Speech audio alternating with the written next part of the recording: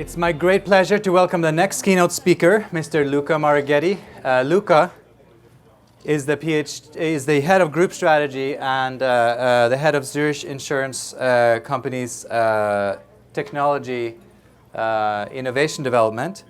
He has professional experience from McKinsey, Procter & Gamble, Deutsche Bank, Allianz, but he now works with Zurich Insurance Company, which some of you may know is one of the largest insurance companies in the world. He has a very interesting background, which I'm going to get into a little bit later. I don't know how much his talk is going to touch on it, but he has studied medieval literature, which is very exciting, and history, and he also has a PhD in philosophy. I think that's an excellent background to work on technology. And he is here to talk about a mind shift in the insurance industry. And he has a strategic view on technology and, more importantly, how you implement that kind of technology in the size and shape of organization that an insurance player of that size is, and that kind of challenge. Luca, stage is yours. Oh, thank you. So before I got into my presentation, because you started talking about me, so apologies for having studied medieval literatures, but actually that was very helpful, because roughly 3 months ago, I came back from an IT conference, and there were incidentally 2 books on my desk. One was relating to my old studies, is Reynolds' Scribes and Scholars, a fascinating book about the tradition on how whole texts were actually saved over the millennia. And the other one was Shannon's Mathematical Theory of Communication, which is the basis for our modern computing. So, and then I had an insight, which was, wait a second, maybe that's the solution how to fix the legacy system problem by looking at legacy system as a linguistic problem that can be solved by machine learning. So I went around and had even the occasion to spend 15 minutes on it with Noam Chomsky. And then Sherry took me to Dimitris Pertsimas, who also thought that was an interesting idea. And the bottom line is that we're now starting a major research project to see whether it can actually work. So that's talking about interdisciplinarity. But anyway, so this aside, most of you probably process insurance as being kind of Stone Age. And I wanted to comply with that expectation by adapting the design of my slides. But as stones are very important in insurance. And I won't comment too much on that slide, but for those of you who have not seen yet 2001 Odyssey in Space, please go on YouTube, watch the first 10 minutes, and then you'll understand the illusion.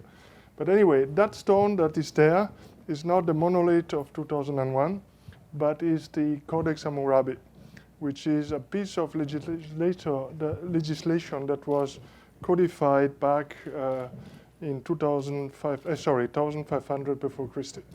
And in that piece of regulation, insurance is already mentioned. Actually, that's the first time that we have in a written form a mention of the problem of liability and how to deal with it. So why is insurance, and that's a famous Codex Hammurabi. So why is insurance so old? Because insurance is really intertwined with the history of civilization. When humans became settler and started and discovered and invented agriculture, they had a big problem, which was if something bad happened, they couldn't just move to the next forest and get the next berries. They were stuck. So, and then they basically invented derivative contracts to insure each other against bad weather. So that's where the first future contract actually emerged. The other thing they did, they started commerce, and so they kind of found a way to secure loans that were involved in the early form of commerce. We know that started to happen 3000 before Christus. So that's where insurance actually started. Now, that's remained, if you want, kind of a crowdsourcing exercise in terms of using the opinion of many to make an assessment of risk until roughly the 15th, 16th century, where mathematicians of the time starting with Cardano, but then going over to Huygens, Fermat, Laplace, and so on. I only depicted 4 because I couldn't add more faces to that set of sculptures. But basically the problem they had was, how do we make an assessment and a prediction in terms of games of chance? And so that's where probability theory actually emerged, and the first elements of statistics. And then people in insurance kind of took over that piece of math and started to do something with it. And they were basically looking at insuring as a game of chance. The most important discovery there was the law of large numbers. And they basically said, okay, if we pull together so-called risk pools, the more comparable risks we have in a pool, the lower the volatility is going to be. That was the basic insight. Now, this is, however, pretty much so. The other thing that happened, but that was more in the 1890th century, going together with the history of the Industrial Revolution, was people started to move into city to work in factories. And that was a big social problem. The problem was, if the head of the family was involved in an accident, and at the time it was pretty common to get involved in accidents, then the family would end up in brutal poverty. So the state decided to ask companies to actually secure that risk, and then accident insurance, life insurance emerged at the time. That was interesting for 2 reasons. The first one was that they actually secured, if you want, the workforce, but the other one was that they collected savings. And then they didn't know what to do with the savings, but they needed to put those savings, especially on long-tail risk, to put them to work. So, and that was before the bond market was invented. Actual infrastructure was financed by insurance through those savings. As it happens, Zurich, who started the activities in 1911 in the United States, was one of the insurance companies financing the building of the US railways. That's how that money went in. Then the bond market was invented, and then it became more the job of banks to do project finance. Now that banks are broken, insurance is thinking again about investing in infrastructure, but the question is, where do we get the capabilities from? Now, the reason why I'm saying all this is that insurance is a much more exciting business than most people realize. Normally, you think of insurance, and then you see, the crazy hair of the tied agents bugging you on the next contract. Yeah, that part of insurance exists, but that is only a part. At Zurich, we do quite a lot of exciting stuff, especially in the global corporate and commercial areas that are more complex type of insurance problems we need to solve. Now, the thing is that this entire model is now being on the verge of disruption, not because of the occasional startup attacker, but because new technologies are changing the rules of the games in insurance. And you can think about it in terms of looking at technology domains.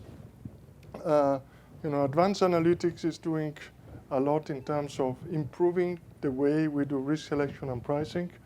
The automation of knowledge work will reduce significantly administration cost, and insurance is very administration intensive.